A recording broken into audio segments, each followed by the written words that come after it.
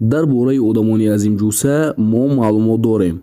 Мо онҳоро ё дар афсонаҳо хондаем ва ё дар ягон филм тамошо кардаем.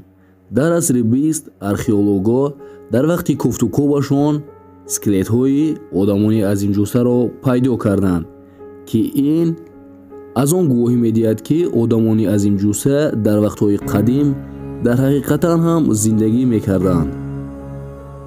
салом ба ҳама, шумо дар канали Азамблог қарор доред ва ин топ 5 фактҳо дар бораи одамони азимҷуса.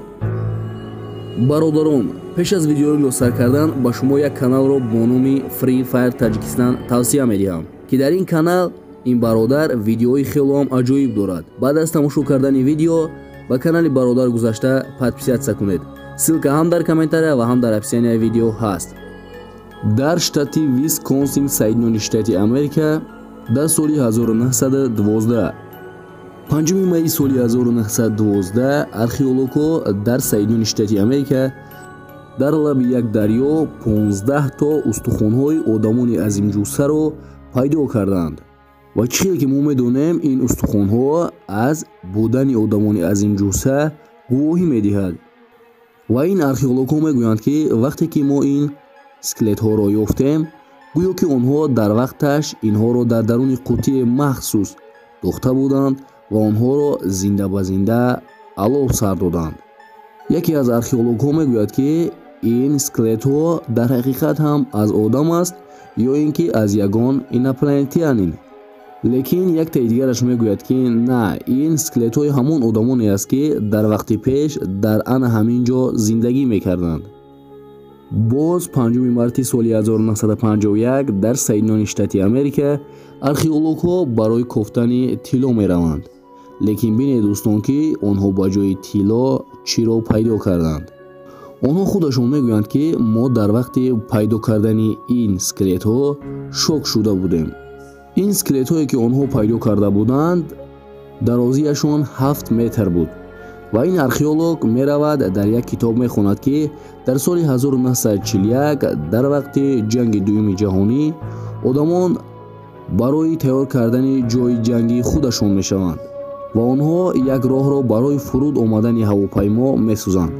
лекин дар вақти сохтани роҳ онҳо бо каллаи одамони азимҷуса рӯбарӯ мешаванд.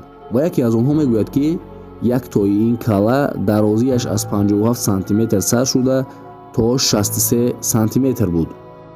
лекин ин каллаҳоро одамони давлатӣ омада барои таҳқиқот кардан бурданд ва баъд аз чанде ба ин мард хат карданд, ки ин ягон скелет нест, ин танҳо як бозича аст ва касе бо ту бозӣ кардааст.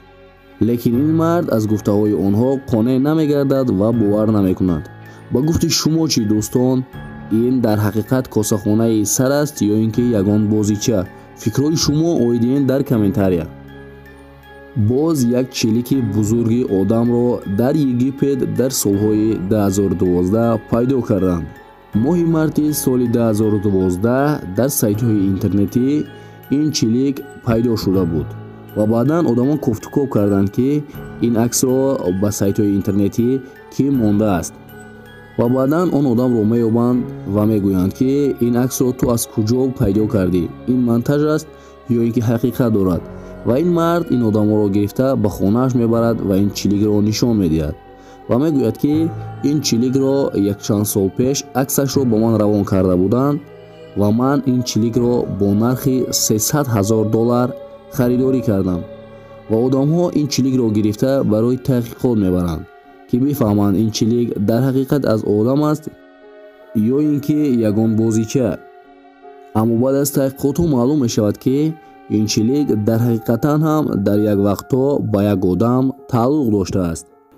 ва бо ҳамин видеоролики имрӯза ба анҷом расид дӯстон. агар бихоҳем, ки дар канали мо ҳамин гуна видеороликҳо тез барояд, дар канал подписатсия кунед, лайка баҷиқед, комментария нависонданро фуромӯш накунед. боқӣ дар паноҳи Аллоҳ.